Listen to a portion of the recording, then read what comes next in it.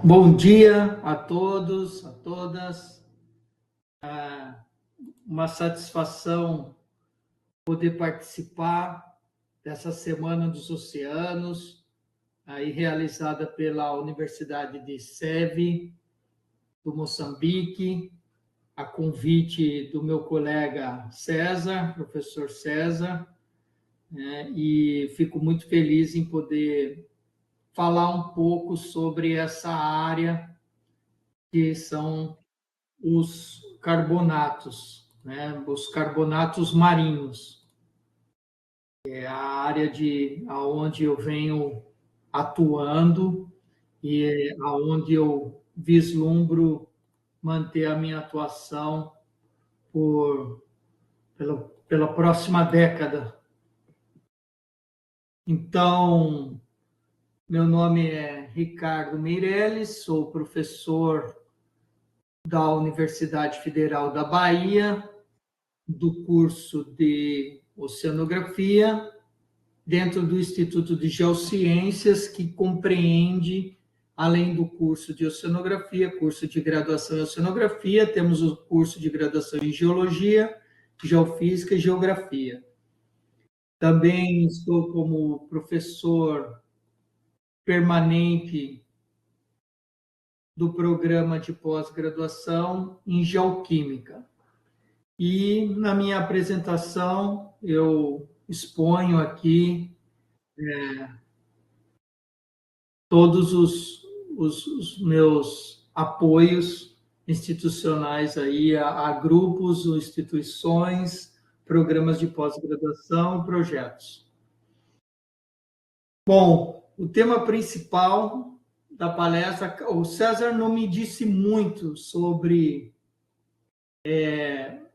o formato, né? Ele só me disse que era da Semana dos Oceanos, principalmente para alunos de graduação, e que existe uma ideia aí de fortalecer as ciências do mar de uma maneira geral, né? Então, nossa, a Augusta está com um problema sério para entrar, ela entra e cai, e eu tenho que ficar clicando toda hora aqui para aceitar. Agora ela entrou. Tá. Então, o tema principal são os carbonatos, conexões entre ecossistemas costeiros tropicais e sistemas deposicionais de plataforma e talude, da biodiversidade e a exploração de recursos minerais. Então, isso aí é uma grande área, né, guarda-chuva, onde a gente pode ir acoplando vários tipos de trabalhos voltados à sedimentação dos carbonatos ou sedimento carbonato marinho de uma maneira geral. Certo. Aí, vamos seguindo. Bom, coloquei um resumo aqui, né, que o César havia me pedido, um pequeno resumo. Eu sou graduado em Oceanografia, mestre em Geologia, doutor em Ciências do Mar e doutor em Oceanografia Geológica. Tenho pós-doutorado em Geografia, Geociências, Oceanografia, atualmente Geociências também, porque eu faço parte do grupo do SECO, né, do Centro de Estudos Costeiros e Oceânicos da Universidade Federal do Rio Grande do Sul, de Porto Alegre, e sou professor adjunto no Instituto de Geociências. Para aqueles que estiverem aí na palestra e quiserem entrar em contato, tem meu e-mail, que é o logufba@gmail.com, e o Instagram, que é o Instagram do log, que é o logufba, que vocês podem ver aqui em cima. Bom, os oceanos tropicais não são apenas regiões exuberantes de vida. Eles também são geoarquivos naturais do registro contam, né, a história ecológica da Terra, suas interações com o clima, ecossistemas, dinâmica sedimentar. Então, entender sua sedimentação é entender a saúde e o futuro do planeta. Coloquei essa primeira frase junto com essa imagem, né, para começar a trazer todo mundo para o ambiente carbonático, né? Então, um termo que eu gosto muito, que foi cunhado aí por alguns pesquisadores, mas o professor Sérgio de Lemburgo usou isso daí algumas vezes, é o tal dos geoarquivos naturais. Então, a partir quando nós aprendemos a acessar esses arquivos, esses geoarquivos naturais, a gente abre-se uma janela de oportunidades para investigações do sistema terrestre. Então, a importância dos oceanos tropicais no sistema terrestre. Os oceanos tropicais, a geodiversidade e a biodiversidade se encontram, cobrem aproximadamente 40% da superfície oceânica global, então isso desperta um interesse global, né? São regiões de alta incidência solar, favorecem intensa atividade biológica e sedimentação biogênica para o desenvolvimento dos sedimentos carbonáticos e apresentam plataformas continentais extensas e ambientes carbonáticos ativos. A gente vai discutir um pouco até que nós possamos, vamos dizer assim, padronizar alguns conhecimentos sobre o sistema carbonático. Então, aqui a gente volta ou inicia, né, pelo ambiente tropical, que é o foco do nosso trabalho. Ele exerce algumas funções críticas nos ciclos globais. Por exemplo, ele tem papel essencial no balanço térmico da Terra. Eles são reservatórios significativos de carbono, tanto orgânico como inorgânico, e eles influenciam a circulação termoalina e o regime climático regional e global.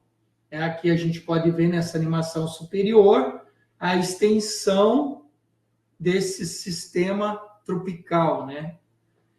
Além disso, o ambiente tem ambientes sensíveis e estratégicos. Sensíveis, por exemplo, recifes de coral, pradarias de gramas marinhas e o manguezal são hotspots de biodiversidade e produtividade. Então, esses 3 ecossistemas nós vamos estar falando o tempo todo deles, porque em ambientes tropicais eles formam um sistema chamado de Power of Three, ou seja, o poder dos 3. Os 3 juntos, eles exercem são aí, como está escrito, né, um hotspot de biodiversidade e produtividade. Tem alta vulnerabilidade em impactos antrópicos, né? Por exemplo, acidificação, eutrofização, sobrepesca, mineração submarina. E são detentores de riquezas minerais, biológicas e energéticas. Aí a gente pega o gancho lá para uma segunda parte da apresentação, onde a gente fala dos hidrocarbonetos, né, e do banco de areia e iota endêmica. A oceanografia geológica, que é o foco da minha atuação principal.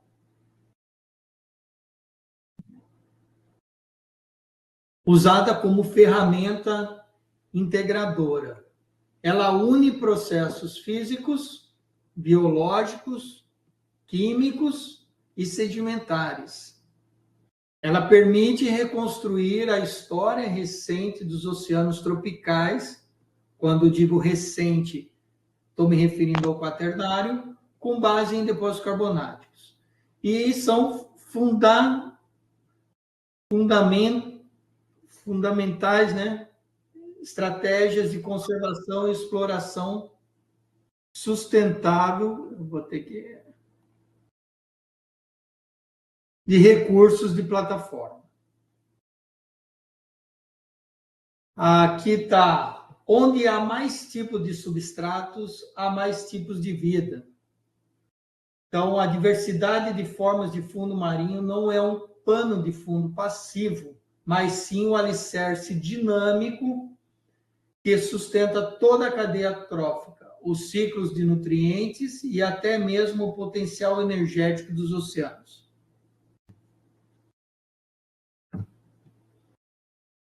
Como eu disse, a geodiversidade marinha como base para a diversidade, para a biodiversidade e os recursos naturais, né? Então, aqui em cima nós temos uma imagem, né, de batimetria, e aqui a gente entra com um conceito importante, que é o conceito da geodiversidade marinha. Então, refere-se à variedade de formas, processos, materiais, estruturas geológicas nos ambientes marinhos. Plataforma, recife, cânion, escarpas, planícies. Inclui rochas, sedimentos, morfologia, estruturas sedimentares, minerais e habitats bentônicos associados. É a base física sobre a qual se desenvolve e se organiza a vida marinha. Então, em relação a essa geodiversidade e biodiversidade, então, as rochas carbonáticas, por exemplo, recifes, coquinas, hardgrounds, oferecem substrato para fixação de organismos e criação de microhabitats. Variedade sedimentar, lama, areia, cascalho, por exemplo, né, permite a coexistência de nichos ecológicos.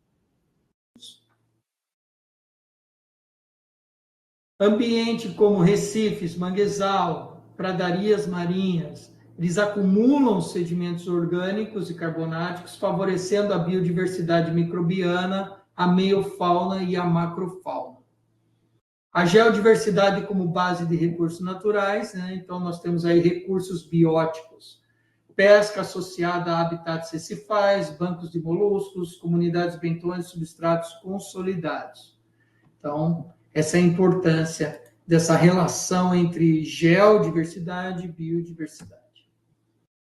Em termos de recursos geológicos, né? Então, os carbonatos, eles são reservatórios de hidrocarbonetos em plataformas e sistemas turbidíticos carbonáticos, potenciais jazidas de fosfatos, carbonato de cálcio, metais associados a crostas ferromagnesianas, além do próprio sedimento, como areia carbonática, são utilizados para a construção e agricultura.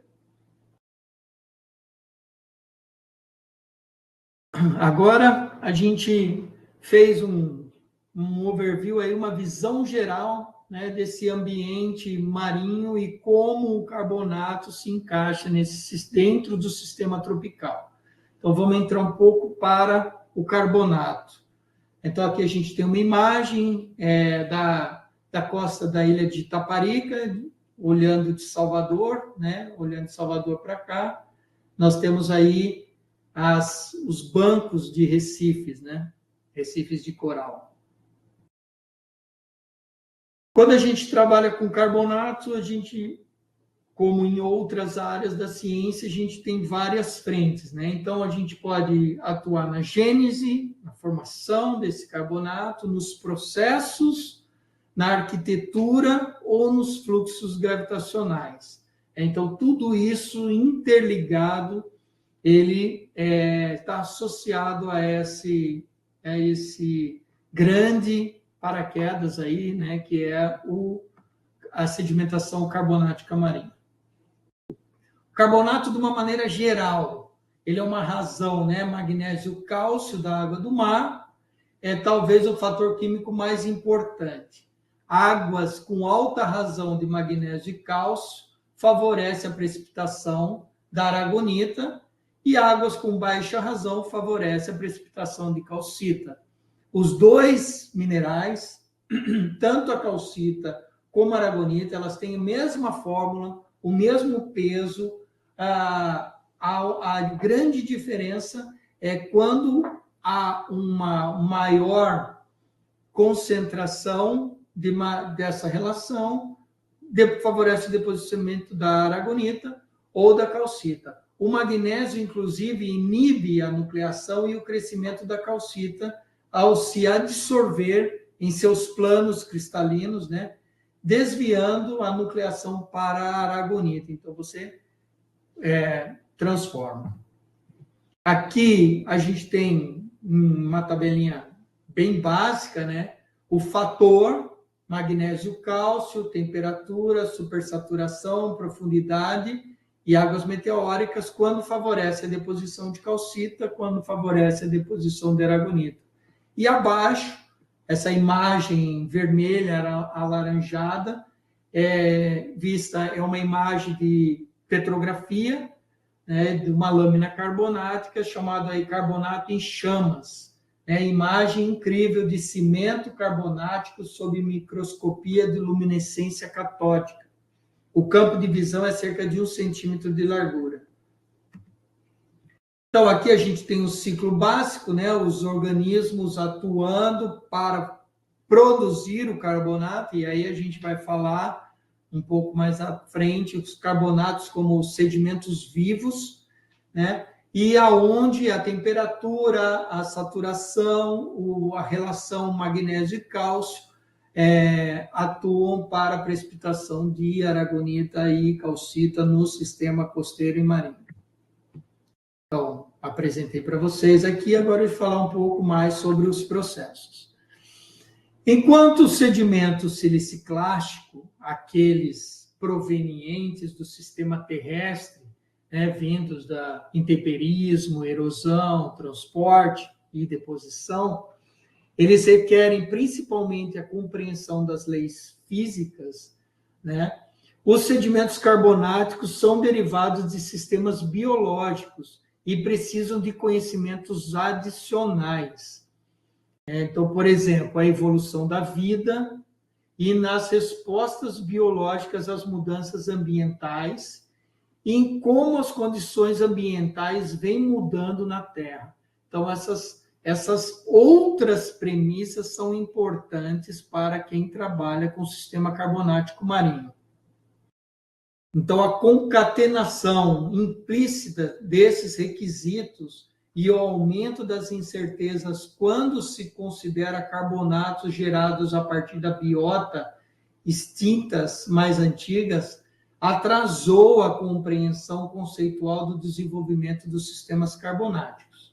No entanto, os recentes avanços na ecologia, paleoecologia, o aumento de próxies paleoambientais e o progresso na evolução molecular e a revolução paleobiológica estão a fornecer a base para enfrentar o estudo dos sistemas carbonáticos de forma mais eficiente e diminuindo o risco de previsões irrealistas. Então, a gente está em frente a um novo paradigma, uma transformação dos pré-requisitos de estudos de carbonatos. Aqui, dentro dessas grandes expectativas, eu coloquei só um slide aqui chamando a atenção que os carbonatos podem ser utilizados como reserva de carbono, Então, já existem linhas, assim como linhas que trabalham com a acidificação dos oceanos, existem linhas utilizando o green carbon, aquele reservas de carbono para créditos de carbono. Mas nós não vamos entrar nisso, mas isso não deixa de ser parte de uma das ODS da ONU, Programa 2030 para os oceanos. É só um parêntese. A maioria das rochas carbonáticas é de origem biológica, então, logo, a fotossíntese é a etapa principal da produção orgânica, na base da cadeia alimentar. E na base da cadeia alimentar nós temos essas criaturas, Aqui nós temos uma imagem, de coccolithoforídeos, placas de cocolitóforos, e grande responsável pela produção mundial de oxigênio que é dispensado para a atmosfera. São os grandes produtores primários. Entretanto, pesquisadores estão atribuindo o papel da bioconstrução como tão relevante quanto a fotossíntese na formação das estruturas recifais. Lembra? 2 slides atrás, eu falei dos novos paradigmas, e aqui tem um campo de atuação que está em pleno desenvolvimento, que é a bioconstrução, sendo um fator quase que equiparado à fotossíntese, na produção de sedimentos carbonáticos. Isso é uma coisa extremamente nova dentro da área de estudos de carbonatos, apesar de bioconstrução já ser uma coisa sedimentada na nossa cabeça, mas quando se trata de ambientes carbonatos, ainda é uma área a ser muito explorada. A luz para a energia e o regime hidrodinâmico como transportador de nutrientes dissolvidos e carbono orgânico, alimentos, são os requisitos mais básicos para a produção orgânica e, portanto, do carbonato. Para além da produção orgânica e da precipitação dos carbonatos, os processos autotróficos em sistemas aquáticos requerem carbono inorgânico, prótons, nutrientes e energia. Quando o doador de próton é a água, o subproduto é o oxigênio, mas retirando o próton do bicarbonato, o subproduto é o carbonato. Então, aqui tem um ciclo básico do carbonato, carbonato de cálcio, que é produzido e incorporado por diferentes tipos de organismos no ambiente aquático, principalmente, né, no ambiente marinho. Então, o carbonato, ele libera dióxido de carbono, vira óxido de cálcio, se hidrata com a molécula da água, vira hidróxido de cálcio 2, com mais água, mais hidratação, ele continua, né, a transformação para hidróxido de cálcio, depois ele sequestra um carbono e vira carbonato de cálcio. Isso é básico, né, muito básico. Dentro da geoquímica, a gente começa a aumentar a complexidade. Então, aqui uma outra imagem, né, Garapuá, no arquipélago Tinharé-Boipeba, no sul aqui da Bahia, não no sul da Bahia, mas ao sul de Salvador. Então, aqui a gente vê os recifes de coral extremamente preservados e crescendo junto com o manguezal e favorecendo o desenvolvimento de bancos de gramas marinhas. Os principais controles sobre as mudanças na produtividade do carbonato, bem como o crescimento da plataforma ou de bancos e a distribuição de faces resultante, são aqui interpretados como sendo mudanças eustáticas de curto prazo, sobrepostas às mudanças tectônicas de longo prazo, ou seja, essas faces de crescimento são atribuídas principalmente às mudanças relativas do nível do mar no recente, lembra no início da apresentação, no quaternário, ao longo do quaternário. As plataformas carbonáticas associadas aos níveis elevados do nível do mar são caracterizadas por uma geometria agradacional e progradacional, ou seja, elas agradam e progradam, elas avançam para a Terra e progradam, avançam para o mar, relativamente espessas. Eles são limitados abaixo pelo topo de uma unidade transgressiva e acima por um limite de sequência.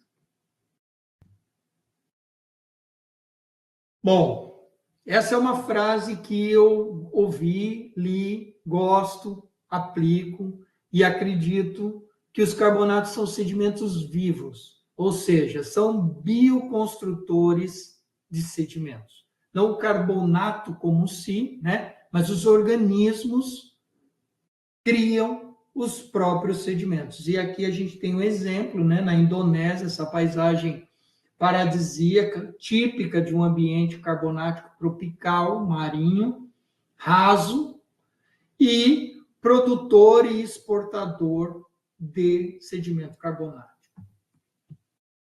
Em termos de biodiversidade, quem são esses organismos que tanto produzem carbonatos? Aqui tem lista de organismos e espécies e gêneros, né? Mas citando alguns: moluscos, crustáceos, algas, rodólitos, que são algas também, esponjas, ostrácodes, corais, briozoários, gramas marinhas, foraminíferos, e alguns outros mais, né? Então, eu vou mostrar exemplos de alguns desses principais produtores de carbonato de cálcio. Então, aqui a gente tem uma primeira imagem ilustrativa, né, dos corais. Então, são organismos quinidários, né, então, que produzem carbonato de cálcio, além dos corais terem a função ecológica de construtores de recifes. Por isso que, numa definição clássica ecológica, a gente chama recifes de coral, ou de corais, né? Recifes de corais, e para rochas, arenitos de praia e tal, eles não são recifes, né? Então, eles, na definição ecológica, eles formam barreiras, eles têm funções hidrodinâmicas similares às dos recifes de corais, né? Mas os ecólogos não admitem essa unificação, porque é uma simplificação desnecessária. Então, recifes de coral, porque o coral é o principal construtor do recife. Não o produtor de carbonato, construtor do recife. Outros produtores de carbonato que se aproveitam do sistema recifal e crescem e desenvolvem e ampliam os sistemas de recifes. São as esponjas.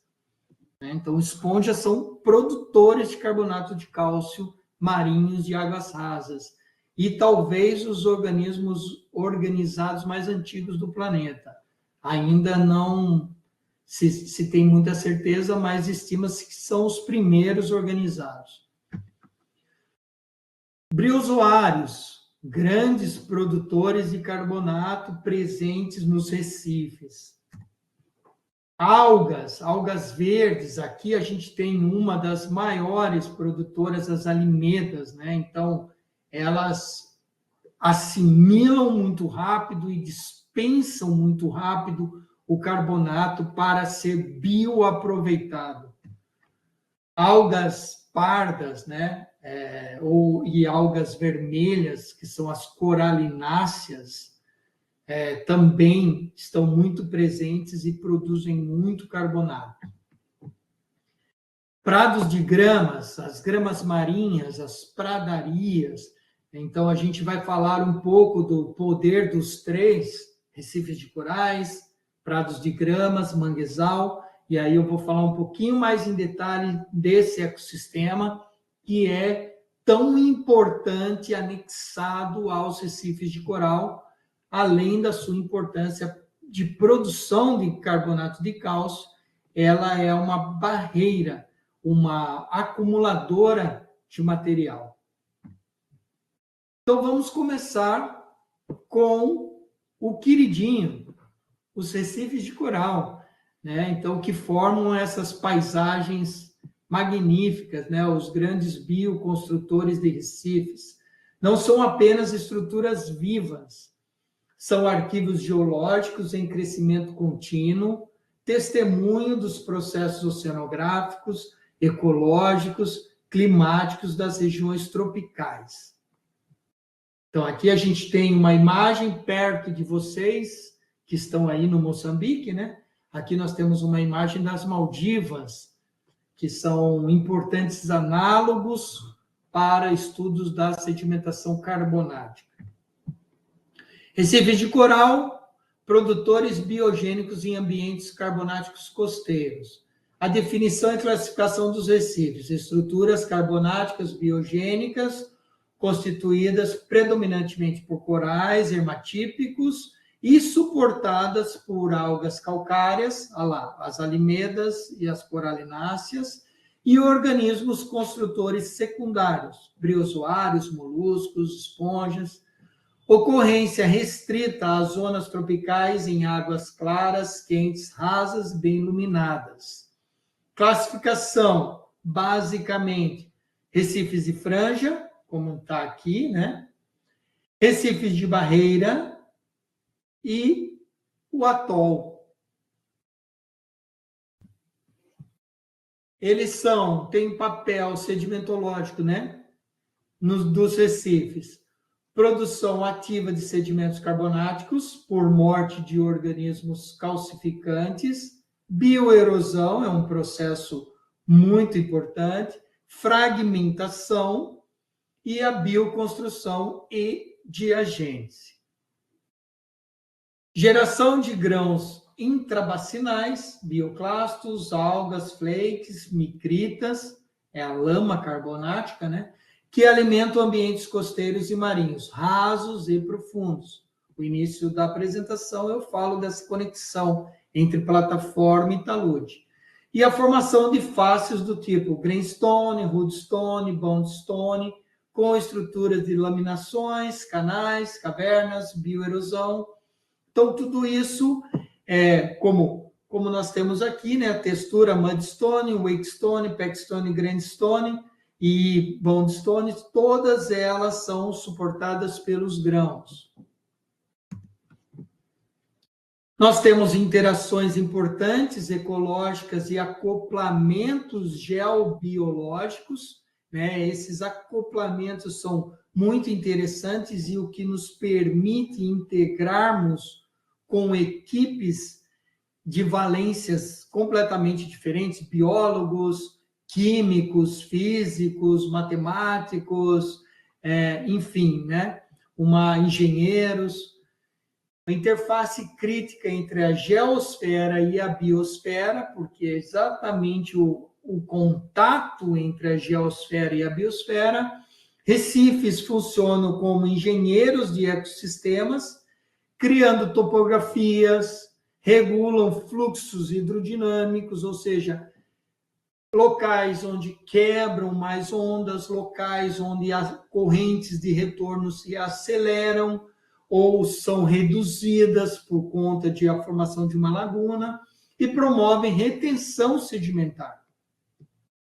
Recifes saudáveis regulam a química da água, fixam o carbono inorgânico e contribuem para o ciclo global do carbono, ou seja, regulam o efeito estufa na atmosfera. Algumas outras indicações ambientais e aplicações científicas. Registros de crescimento de coral fornecem dados de paleoclimatologia e paleoceanografia, utilizados como indicadores de acidificação oceânica e eutrofização de ecossistemas, permite monitorar distúrbios antrópicos e variações naturais em escala de décadas e séculos, ou seja, escalas históricas de engenharia e geológica, desafios e ameaças, sensíveis à elevação de temperatura, branqueamento, acidificação, sedimentos terrígenos, poluição e sobrepesca. Eles respondem muito rápido à saúde dos recifes, são afetadas muito rápido. E requer monitoramento geológico e ecológico conjunto para ações de mitigação e restauração.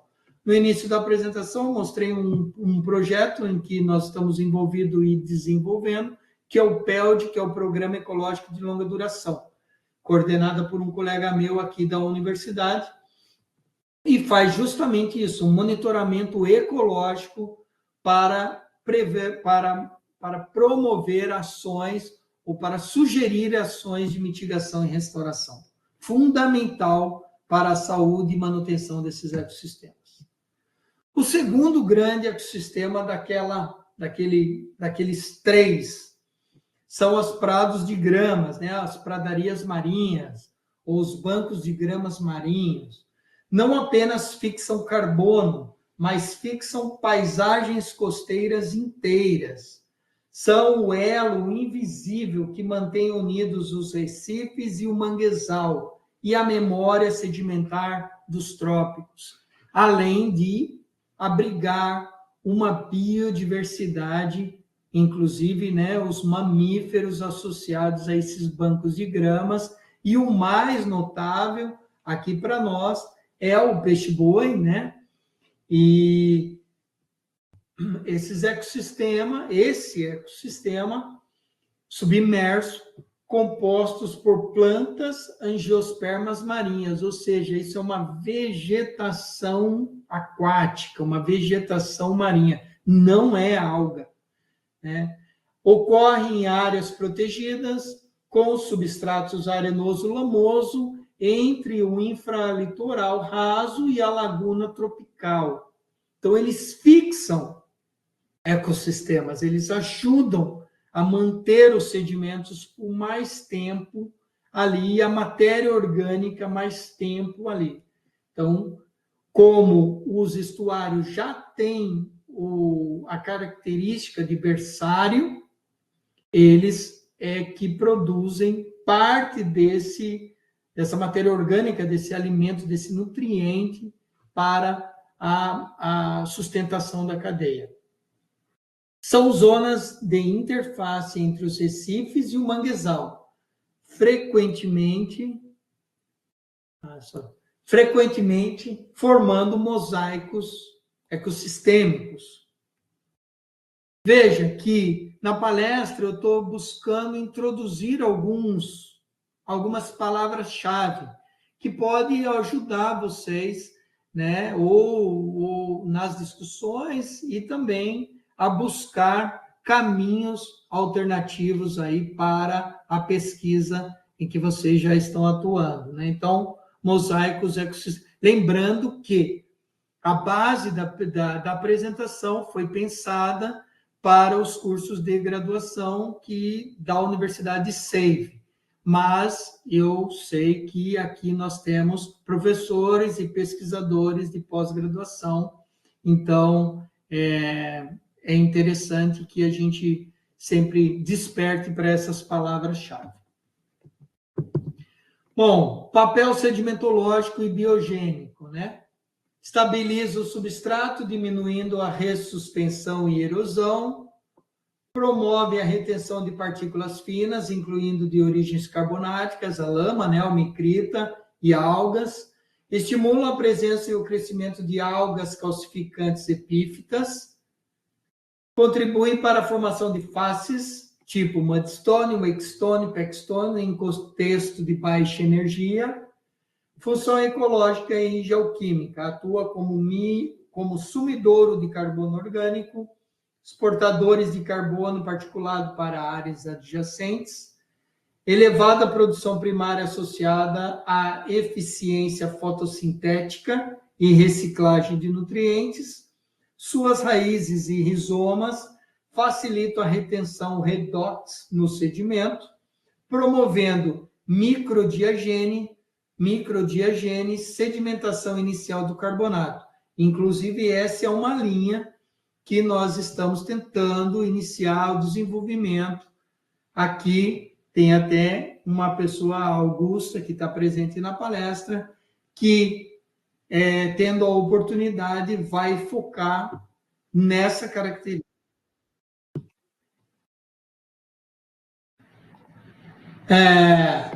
Conectividade entre os recifes e o manguezal. As pradarias formam zonas tampão, amortece o impacto hidrodinâmico, reduz a carga de sedimento e suspensão e protege os recifes da sedimentação excessiva. Servem de corredores ecológicos para a fauna bentônica e ictiofauna. A biodiversidade microbiana associada às raízes e rizosfera atua como bioindicador da saúde do ecossistema e da dinâmica sedimentar local. Ameaças e relevância para a pesquisa geológica. Vulnerabilidade, eutrofização, dragagem, mudança na salinidade e tráfego marítimo. Ainda pouco estudada sob a ótica sedimentológica, apesar de grande potencial como produtores de registros paleoambientais e sedimentos carbonáticos finos. Acredito que tudo que está colocado nesse slide se aplica diretamente a Moçambique, né? Por exemplo.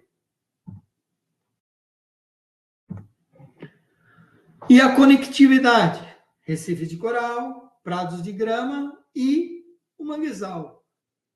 Um sistema já muito conhecido, familiarizado, muitas pessoas já tiveram a oportunidade de estar dentro do manguezal, né? Não é apenas um filtro natural, a gente sabe da importância ecológica do manguezal como filtro natural, mas é um arquivo sedimentar dinâmico, onde a história da terra, do mar e da vida se entrelaçam em camadas de lama, rica em memória geológica. Então, quando eu coloco aqui a vida, né, nós estamos diretamente incluídos, porque o manguezal ele está presente nas áreas estuarinas, né? Sabemos que a Bahia serviu como palco da colonização, do descobrimento do Brasil, né? E as caravelas adentraram as nossas baías, principalmente a Baía de Todos os Santos, onde nós temos uma riquíssima área de manguezal. E aí encontrou também nossos povos nativos, né? Os índios, os sambaqueiros, os tupinambás, enfim, e todas as outras etnias indígenas presentes, por exemplo, no nosso litoral, e que também estava presente em outros litorais tropicais ao longo do mundo, né? Então, o manguezal, ele é um ecossistema costeiro entre marés, dominado por vegetação halófitas lenhosas, basicamente risóforas, abissênias, lagulárias, típico de estuário, baías abrigadas de desembocaduras de rios. Funciona como interface entre o domínio continental e o marinho, sendo um dos ecossistemas, ou um dos sistemas mais produtivos do planeta. Atua em regime hidrossedimentológico misto, com pulsos de maré, aportes fluviais e deposição costeiras, ondas e marés. A função: atua como armadilha natural de sedimento, especialmente finos, silt, argila e micrita, né? Com baixa energia hidrodinâmica. Favorece a acumulação de matéria orgânica associada a minerais carbonáticos, resultando em ambientes de alta produtividade e intensa diagênese precoce. Influenciam a precipitação do carbonato por meio de processos microbianos, formação de biofilmes, alterações dos gradientes redox no sedimento, ou seja, são ambientes ricos em matéria orgânica, né? Então, há sedimentos normalmente mais ácidos. A transição entre sistemas siliciclásticos e bioclásticos. O manguezal frequentemente coexiste com pradarias marinhas e recifes de coral, compondo sistemas híbridos, siliciclásticos e bioclásticos, ou carbonáticos. Dolomita e calcita evidências geoquímicas e mineralógicas revelam a presença de aragonita, dolomita, calcita em sedimentos de manguezal. O pH é variável, depende, claro, das variações da maré. A salinidade e a atividade biológica favorecem a formação de carbonato altigênico, como dolomita de baixa temperatura.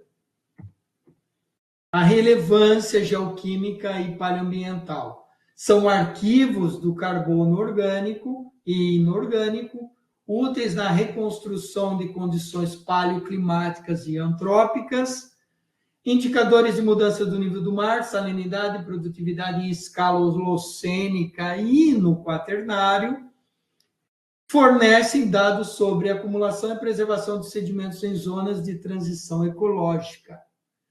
Ameaças e necessidade de integração interdisciplinar, né, o que mostra a importância desse ecossistema. Suscetível à urbanização costeira, poluição, canalizações e mineralização. Requerem abordagem conjunta entre sedimentólogos, geoquímicos, ecologia, ordenamento territorial para sua conservação. Né? Gestão pública também é fundamental dentro desses ecossistemas. Indo para um outro tipo de acumulação carbonática e que é parte integrante da nossa apresentação, que são os recursos energéticos, os recursos minerais, né? Nós temos aí as coquinas e a deriva carbonática, que são de retrabalhamento e estruturação em sistemas de plataforma. Coquina são rochas sedimentares formadas por acúmulo de fragmentos bioclásticos, como conchas, algas calcárias, corais, em ambientes de alta energia ou em transporte recorrente. Então, aqui a gente tem uma imagem um pouco distorcida, né, de grandes acúmulos de depósitos de conchas e concheiros, chamados de coquinas.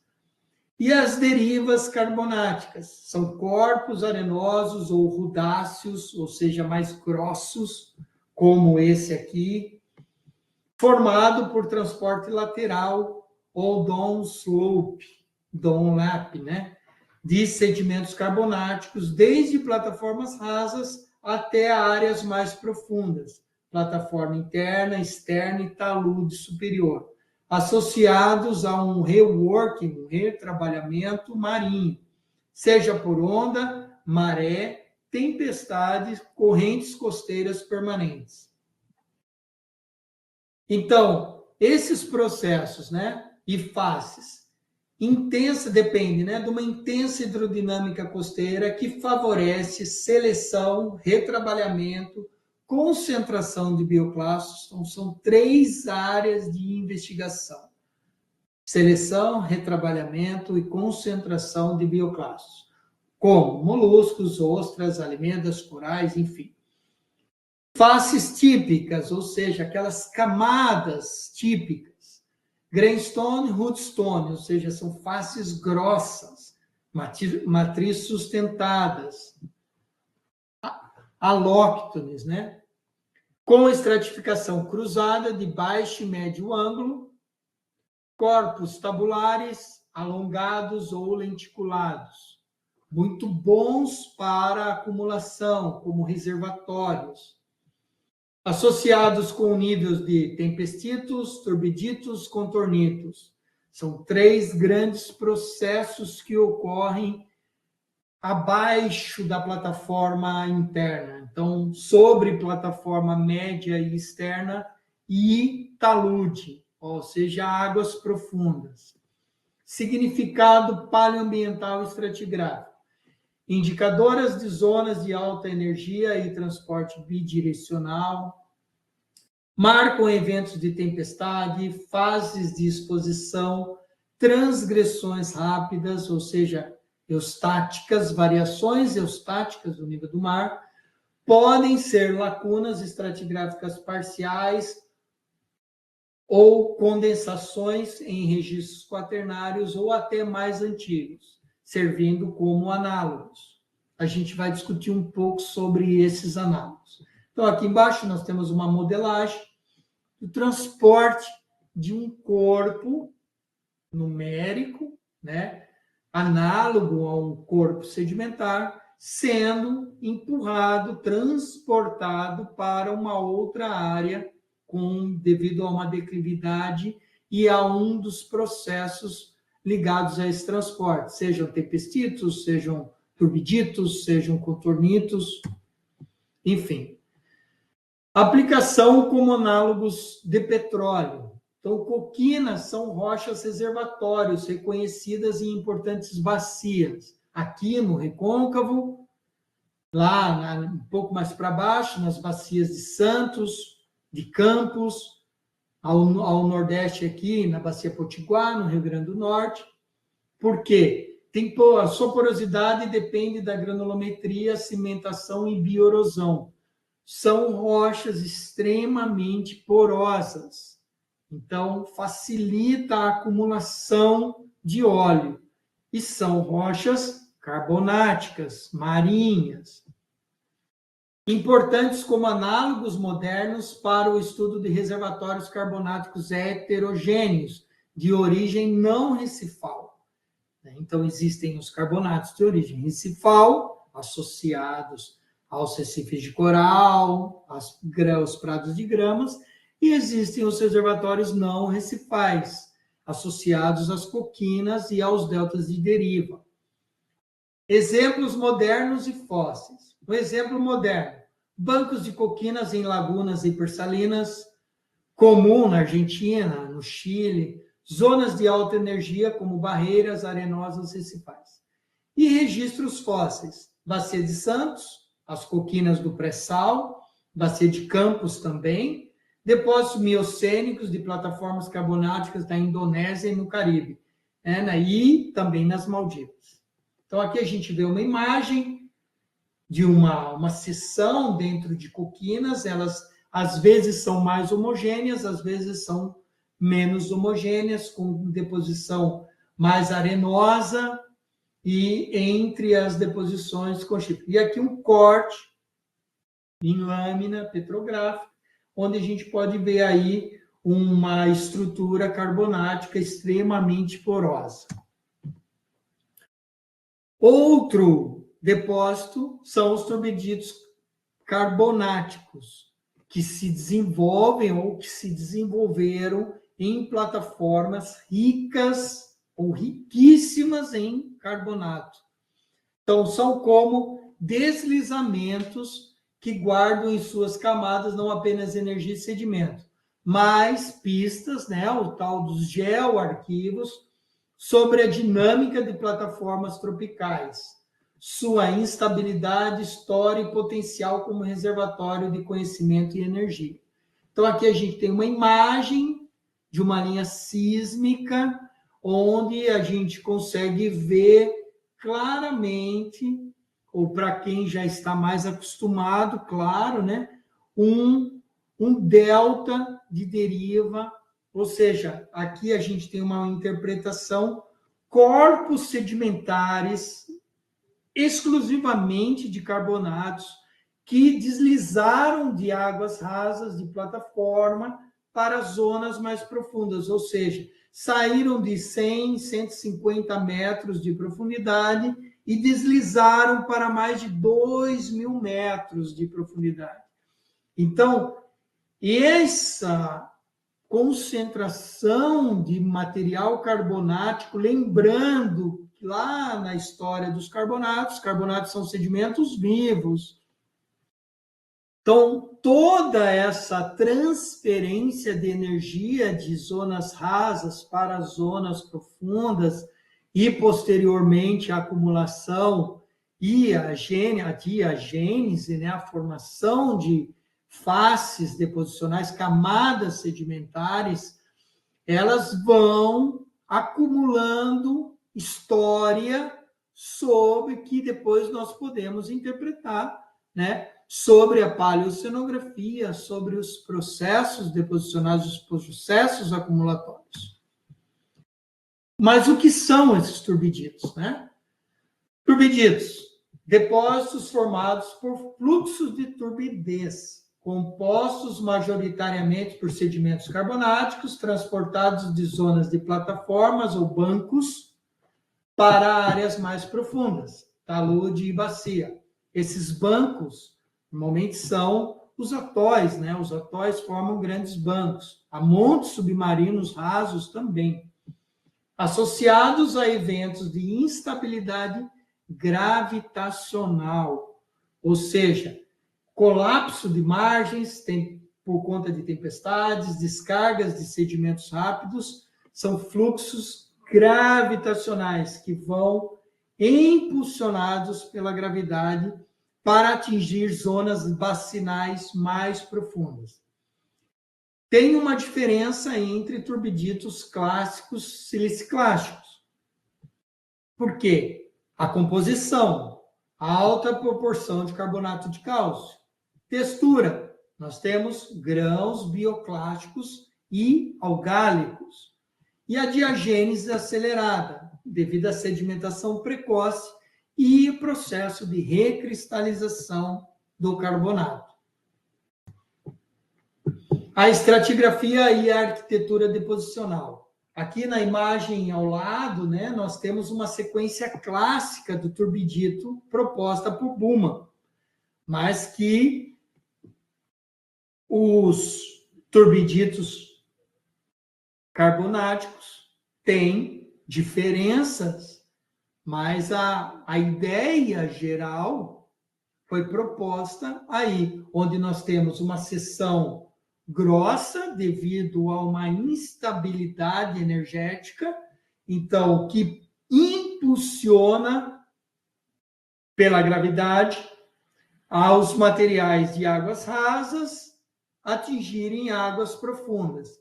Então, essa sequência é caracterizada pela deposição basal de material grosso, que vai, conforme a diminuição da energia, vai depositando material mais fino até que o sistema se acalme e favoreça a precipitação do material mais lamoso. No caso, seria o micrítico, né? Então, essa é uma sequência clássica de Buma, onde, inclusive, as estruturas caóticas estão mais preservadas na base. Do meio para cima, nós já aprendemos as estratificações cruzadas, né? Os mega-humoquis, depois as cruzadas, depois as onduladas, as plano-paralelas, até vir a deposição plano-paralela dos materiais finos. Enfim, nessa sucessão nós temos camada grano-decrescente, ascendente, estruturas como estratificação paralela, laminadas, finos, estruturas de escape e bioturbação, corpos tabulares ou lenticulados, empilhados em pacotes progradantes ou canalizados, associados a sistemas gravitacionais compostos, como bases de talude, rampas inclinadas, cânions submarinos. São importantes canalizadores de material e energia para águas profundas bacinais. Processos geradores: desestabilização da borda da plataforma por sobrecarga, sismo, mudanças eustáticas. Depois cresceu demais, vai embora. Entradas de tempestades ou colapso de recifes, acúmulo em sistemas isolados ou margens ativas de plataformas carbonáticas tropicais. Relevância como análogos petrolíferos. Então, aí está a grande área, né, de conexão entre a sedimentologia, a geoquímica de petróleo e as bacias produtoras brasileiras, moçambicanas, enfim. Presentes em importantes sistemas do Mesozoico e Cenozoico, ou seja, pega desde o Cretáceo até o recente. No Golfo do México, Caribe, Mediterrâneo, Brasil. Alta heterogeneidade de porosidade e permeabilidade são duas características muito importantes, né? Reservatórios profundos são complexos, frequentemente associados a contornitos e depósitos de queda de massa, demandam integração de sísmica de alta resolução, petrografia, modelos numéricos de fluxos e modelos físicos. Exemplos de aplicação: plataforma de Maiorca, Maldivas, Bacia de Santos, dados do IODP, né, que mostram a importância dos turbiditos carbonáticos como arquivos paleoceanográficos, o ODP, o IODP, né, eles vêm produzindo desde a década de 70 dados fantásticos que podem de águas profundas que estão sendo utilizados, né, em grandes trabalhos e utilizados como reconstrução de paleogradientes e pulsos tectônicos marginais. Aqui a gente tem alguns exemplos, né? Uma linha sísmica de alta resolução e montículos aqui, né? Onde aqui tem, ó, gas pocket, né? Então, as marcas de gás, mas nós temos reservatórios, pequenos players de reservatório em subsuperfície nas áreas de bacias petrolíferas. O que são esses contornitos carbonáticos, né? Esses depósitos de drift, os depósitos de deriva, ou seja, o carbonato não é produzido ali, mas ele é trabalhado, transportado, trabalhado na diagênese, né, recristalizado, e formam importantes áreas de reservatório. Então, são depósitos formados predominantemente por ações contínuas ou semicontínuas de correntes de fundo, chamado de bottom currents, que transportam e redistribuem sedimentos ao longo do contorno da margem continental. Por isso, contornitos. Eles contornam as margens em águas profundas e redistribuem esse material, formando grandes acumulações de carbonato de cálcio. Quando compostos por sedimentos carbonáticos, têm origem no reworking, né, que eu falei, no retrabalhamento de sedimentos de plataforma ou talude, especialmente bioclastos e as lamas, os micrídeos. Então, aqui a gente tem alguns exemplos, por exemplo, esses canais de deriva em águas rasas, ó, de 300 a 600 metros, nem tão raso assim, já talude, né? E nós temos aqui uma visão onde nós temos deltas de deriva, esses tapetes, né, de deriva, nós temos montes alongados de deriva e temos complexos mistos de deriva, sempre utilizando esse termo drift. O mais importante hoje, por exemplo, para meu estudo atualmente, é o drift delta, né, onde nós estamos vendo um delta de deriva, literalmente, né, que foi proposto, inclusive, a partir dos trabalhos do IODP, então realizados ali nas Maldivas. Mecanismos de formação. Correntes de fundo são geradas por circulação termalina, né? Então, a mistura de massas de água e a grande circulação oceânica, que são as circulações termalinas, né? Então, elas permitem gerar essas correntes, né? Deep Water Formation. No caso das Maldivas, nós temos ali as monções, que inverte completamente o sentido da circulação termalina no Oceano Índico durante um período do ano e inverte para o segundo período do ano. Refluxos de maré interna, correntes geostróficas de compensação, transporte de sedimentos lateralmente, formando camadas contínuas, lençóis ou corpos alongados paralelos ao declive, né?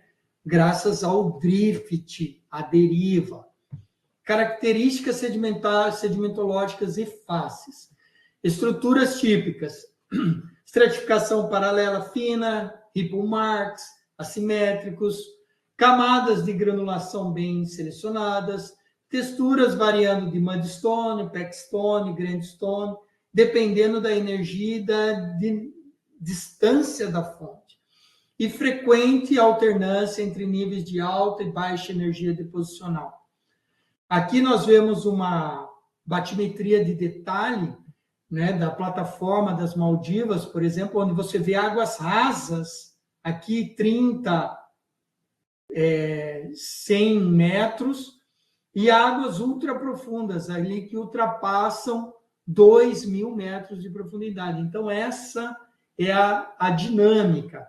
O material cresce em águas rasas, expande em águas rasas e é quebrado e transportado para águas profundas e lá também vai ser acumulado. Relevância paleoceanográfica e estratigráfica. Acredito que até aqui tudo isso ficou muito claro, né? Mas vamos listar algumas, né?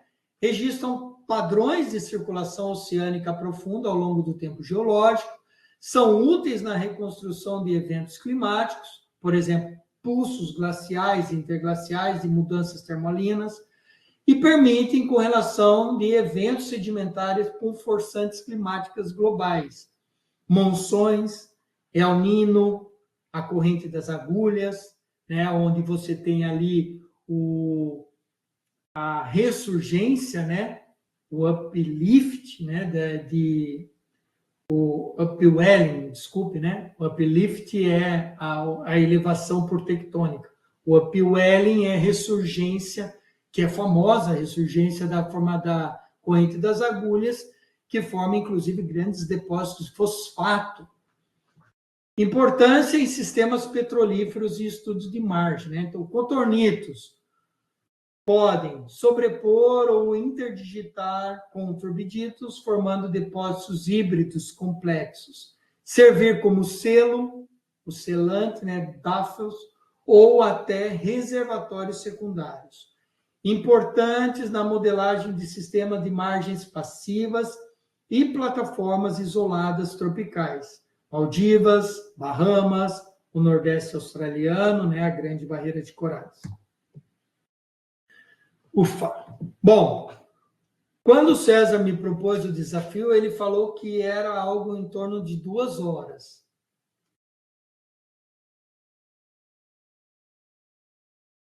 Eu falei para ele que não ia chegar a 2 horas uma palestra, mas que 2 horas seria o tempo para que a gente pudesse interagir, perguntar, né?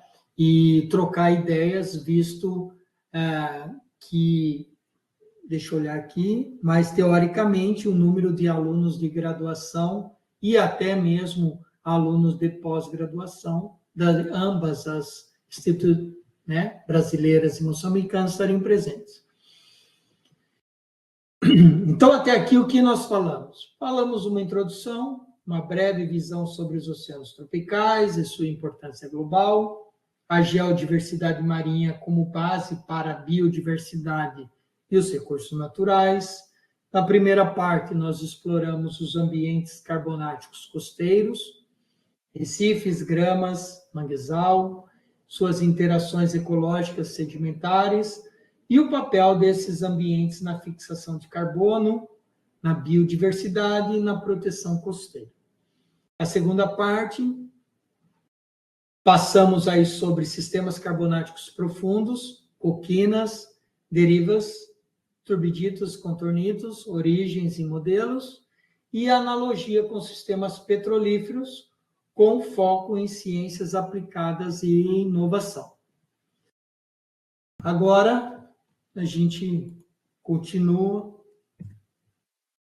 para uma fase final já da apresentação, onde eu vou expor um pouco sobre a conectividade, conectar os ambientes, né, o contínuo entre a costa e o talude, transporte de agenes e faces, e, claro que isso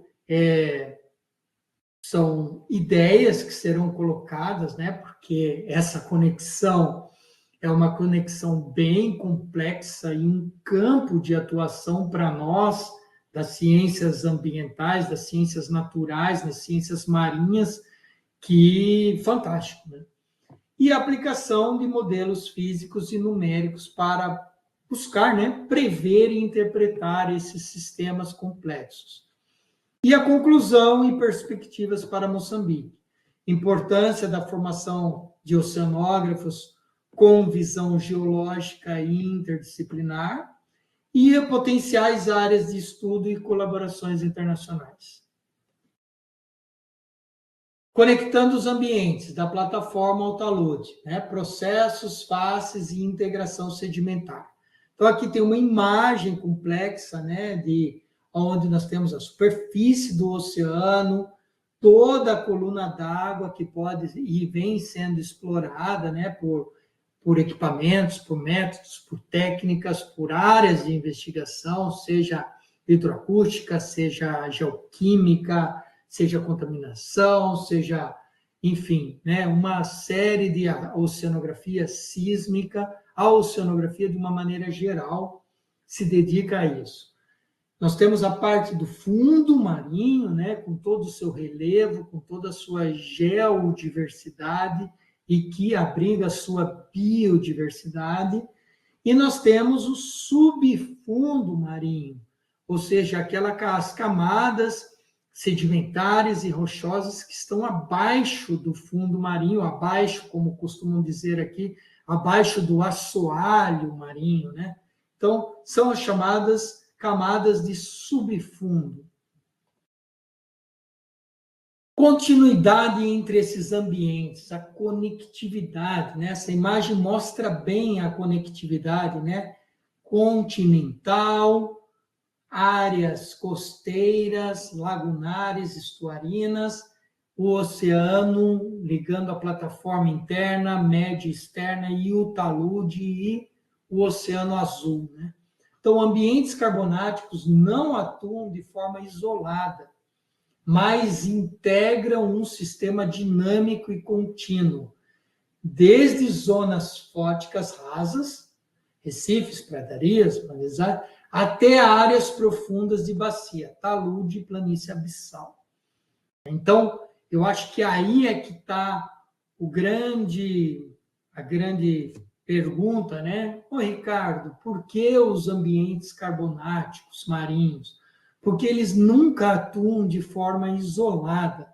Então, é uma forma de conseguir trabalhar com várias abordagens e vários grupos.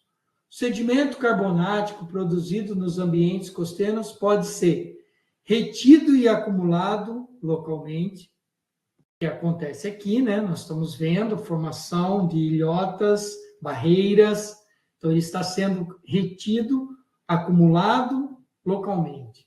Retrabalhado, redistribuído lateralmente por ondas, correntes e marés.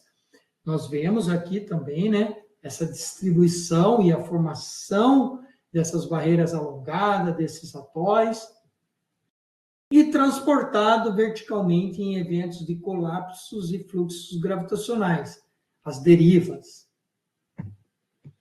Um sistema contínuo, do raso ao profundo. Por exemplo, ambiente, recifes e gramas, processo dominante, bioconstrução, fragmentação, bioerosão. Produto, woodstone e grindstone.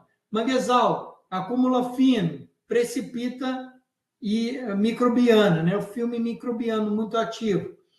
Produz mudstone, dolomita, altigênica. Plataforma interna, retrabalhamento, marés, tempestades.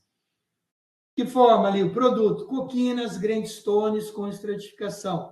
Talude superior, talude inferior, fluxos gravitacionais, estabilidades, correntes de fundo. Forma turbiditos carbonáticos, contornitos carbonáticos. Processos conectores entre os domínios. Processo hidrodinâmicos, ondas e correntes. Papel da conexão desses ambientes. Redistribui sedimentos da plataforma interna à externa. Bioerosão e fragmentação. Gera partículas móveis de origem biogênica. Fluxos gravitacionais, turbidíticos e contornidos. Transporte de sedimento rapidamente para a borda da plataforma e talude. Redistribui o fino carbonático em níveis profundos e estáveis. E a diagênese precoce e litificação. Ela interrompe ou estabiliza o fluxo sedimentar local, porque ela, vamos dizer, ela enrijece o material. Faces sedimentares integradas. Aí a gente vai entrar num universo muito grande que eu não tenho a pretensão de explorar nessa palestra. Mas faces costeiras, por exemplo, grindstone, woodstone, bondstone, pode evoluir lateralmente. Ou seja, faces retrabalhadas, coquinas, tempestitos, faces de taludes, turbiditos e os debris flow, né? Os fluxos de detritos, e faces de bacias, contornitos, pelágicos e micritos. Associações verticais e laterais das faces é a chave para a interpretação de sequências estratigráficas e arquitetura da plataforma. Então, aqui a gente tem o modelo clássico. Eu não me recordo se essa figura é do Tucker, Maurice Tucker, né? Mas é uma figura muito clássica, onde, a partir da perfurações, né, e estudo das sucessões verticais de camadas, ou seja, estudo vertical das associações de faces, nós conseguimos estabelecer paleoambientes deposicionais, por exemplo, áreas offshore, áreas de canais de maré, áreas de canais ou barreiras, né, de maré, seriam os inlets ou as áreas de delta. Aqui, depósitos de washover, ou seja, leques de sobrelavagem, quando a tempestade pega o material de água rasa e joga para cima das barreiras emersas. Então, você tem ali um washover, que o depósito é um overwash por cima da barreira. Temos depósitos lagunares, e assim, colocando, a gente consegue ter uma visão e possibilita reconstrução e interpretações estratigráficas. Isso para sistemas mesozoicos e cenozoicos, Oligoceno, Mioceno, Plioceno, Pleistoceno, Holoceno, porque no recente a gente consegue ter observação direta. Importância para modelagem e interpretação. Modelos de plataforma, talude e bacia devem considerar essa conectividade. Então, hoje, quando trabalhamos tanto quanto com modelagem física, como com modelagem numérica, como com modelagem petrofísica, nós temos que considerar essa conectividade. E isso é uma grande diferença entre sistemas carbonáticos e sistemas terrígenos, né? Aqui nós temos lâminas petrográficas, aqui ó, vem grandes foraminíferos depositados sobre uma cimentação aragonítica, né? Cimento aragonítico. Aqui nós temos imagens de testemunho mostrando essa variação granulométrica, ou seja, nessa parte onde nós temos grossos, médios e finos, lembra? Nós temos uma sequência turbidítica, então nós temos uma sequência do delta. Aqui nós temos uma imagem de sísmica e a interpretação dessa sísmica dentro de uma plataforma, um talude, dentro de um sistema carbonático de deriva, a integração de dados geoquímicos, isotópicos, de raio gama, enfim, para a reconstrução desses modelos. Então, um sistema carbonático, principalmente lá em áreas de atol, né, nós temos que levar em consideração subsidência tectônica, formação dos recifes de coral, que tem idades aí de 20 milhões de anos, mais ou menos, mudanças eustáticas, variação do nível do mar, erosão e sedimentação, atividades vulcânicas passadas. Isso para chegarmos a um modelo evolutivo que foi proposto por Darwin, né? Então, o modelo de subsidência de Darwin, o processo de transformação. Então, a partir de Darwin, abriu vários campos de investigação em que hoje ainda a gente utiliza, né? Então, foi uma pesquisa que ela quebra paradigmas. Darwin foi uma das pessoas, ou talvez o primeiro a colocar no papel, né, que reconheceu corretamente que os atóis estão ligados aos remanescentes de vulcões submersos, ao redor dos quais os recifes de coral cresceram em direção ao alto contra a subsistência contínua do vulcão. Ou seja, o vulcão parou de crescer, o recife não. Porém, esse modelo de subsidência descreve apenas o processo de transformação de uma ilha basáltica, vulcânica, para a plataforma de calcário coralino que origina os atóis. Ou seja, Darwin descreve o início do processo. Alguns atóis contemporâneos completaram essas transformações aproximadamente 70 há 80 milhões de anos, ou seja, esses recifes que estão crescendo em torno do atol, ele já não tem conexão nenhuma com a cadeia vulcânica da gênese que Darwin descreveu. Hoje, as bases vulcânicas são cobertas por camadas de calcário coralino de até 2,4 mil metros de espessura. Então, Drexler e outros pesquisadores já vêm descrevendo esse crescimento de carbonato desconectado à subsidência ligada à cadeia vulcânica que Darwin propôs. Então, hoje, nós já trabalhamos com conceitos mais modernos, claro, a gente mantém a base que foi proposta por Darwin e que deu origem a vários outros trabalhos, né? Mas hoje, as variações eustáticas do nível do mar no Quaternário e no Holoceno, né? Aqui pega Pleistoceno e Holoceno, né? Porque estamos 20 mil anos aqui até o presente, elas afetam diretamente o ciclo de crescimento, estabilização, espalhamento, regressão, diminuição por erosão e destruição, afogamento, crescimento de novo, que é aquilo que a gente não vai entrar, mas que em estratigrafia a gente usa muito, que é o catch-up, o line-up, né? E o... vou fazer uma colinha. Catch-up não está aqui, mas seria a subsidência, o crescimento e o alongamento.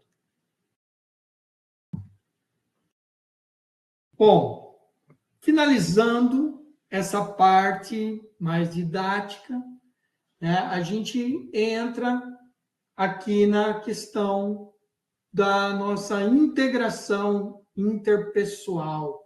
Conhecer os sedimentos dos oceanos é também conhecer as bases da vida, da história e do futuro.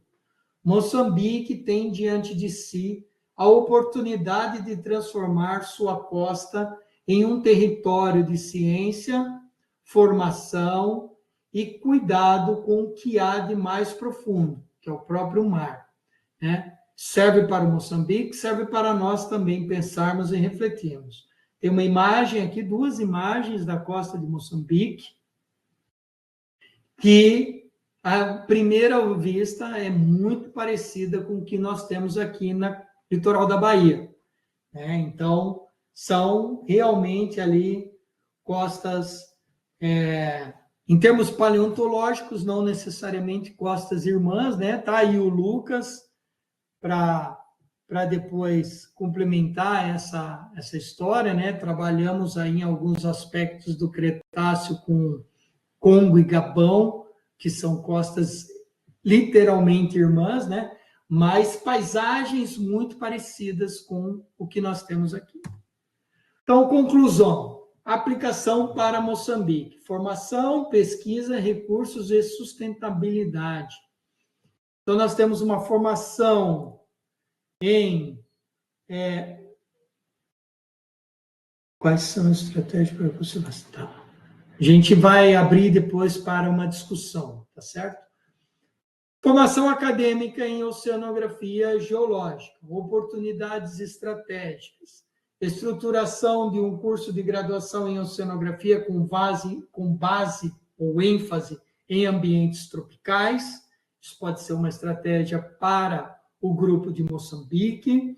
O conhecimento da sedimentação carbonática contribui para a formação profissional, capacitando e atuando em geologia, geofísica costeira e marinha, monitoramento de ecossistemas bentônicos, geoconservação e planejamento ambiental, integração do campo como micropaleontologia, geoquímica, geofísica, estratigrafia, sensoramento remoto, mudanças climáticas e paleoceanográficas e exploração de recursos vivos e não vivos.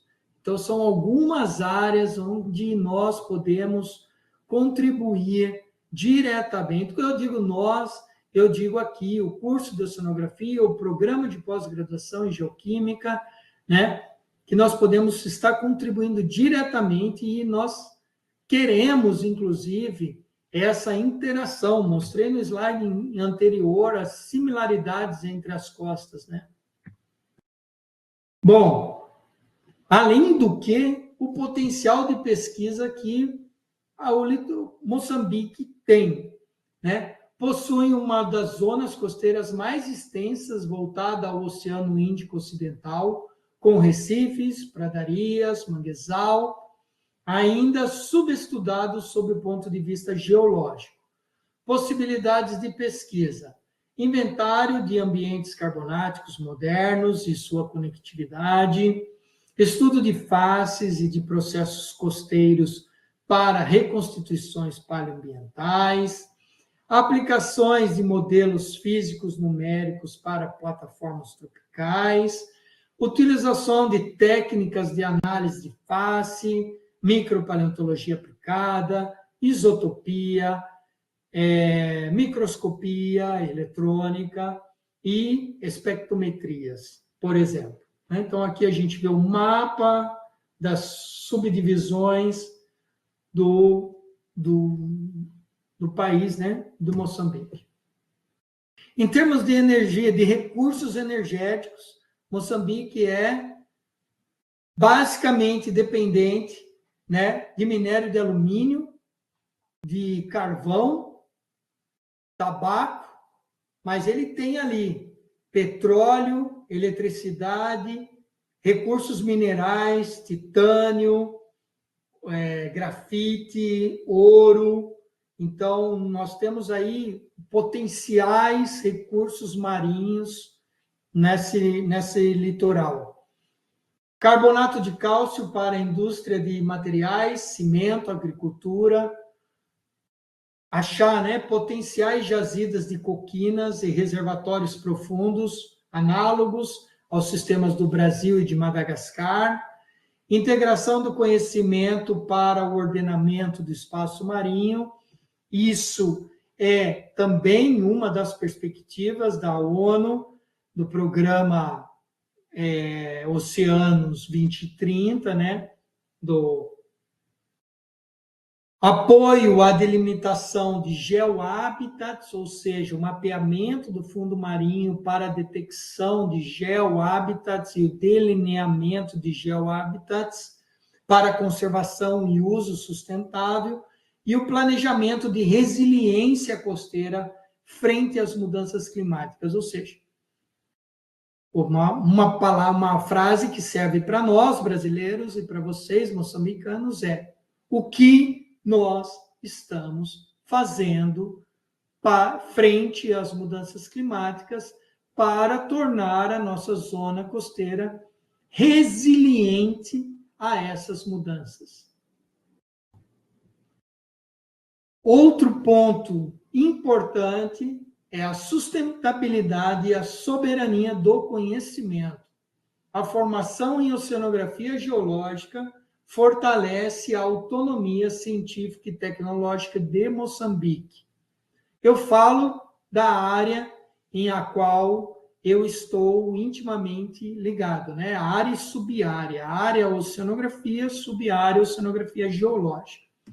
Incentivo a criação de centros de pesquisas regionais e cooperação sul-sul, né?